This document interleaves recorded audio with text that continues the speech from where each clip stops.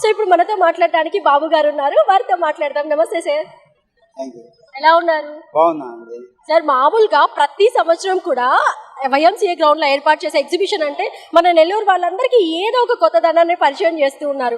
అసలు every year ఇలా ప్రతిదీ ఒక న్యూ కాన్సెప్ట్ తో రావడం ఇదంతా ఎలా సార్, ఎలా పాసిబుల్? ఇది ఎలా అంటే ఇదే మా వ్యాపారం ఇదే కాబట్టి గత కొన్ని సంవత్సరాల నుంచి ఇదే గ్రౌండ్లో అమర్నాథ్ యాత్ర అని పెద్ద సెట్టింగ్ వేసాం. అమర్నాథ్ యాత్రకి జనాలు ఎలా ఎక్కుతారు, ఆ కొండలు అన్నీ చూపించాం. ఐసులో మన శివలింగం ఎలా ఉంటుందో అది కూడా చూపించున్నాం.